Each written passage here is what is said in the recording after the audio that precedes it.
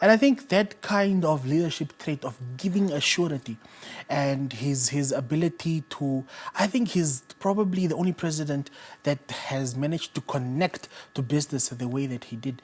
And that is evident when we saw that he was elected as ANC president. Just an hour after that, the rand was already gaining.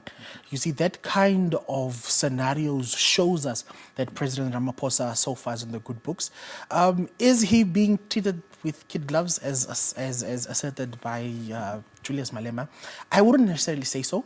I would say that so far he has done everything that is expected of him to do as a president, as a leader. He has set direction to the country. And now that we're waiting for, it's just that he needs to then give us now the tangible ethnographic ways of how he's going to deliver those million jobs by the next 2 years. How is he going to raise that $100 billion in the next 5 years or so? How is he going to deal with the land question? I think he has laid a very, very steady foundation. It's good that he mentioned the issue of free trade. We need a free common area in terms of trading in Africa. I think based on comparative advantages, based on which nation is able to produce what. We don't all have to compete for the same market.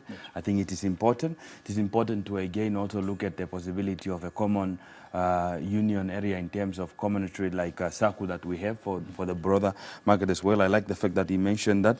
I also like the fact that he mentioned the issue that we spoke about earlier, that the issue of governance, the rule of law, institutional democracy, that let's silence the gun and let peace and harmony reign and let the people decide one vote, one man, and vote for their respective representatives. I like the fact that he also mentioned that. I also like the fact that he mentioned the issue of poverty. That's also similar to our situation in Namibia. The issue of sustainable development goals. I like the fact that he mentioned the issue of rooting out corruption, the rule of law, making sure that public officials are held to account, and let's bear a high standard for those that we want to elect to put in public office.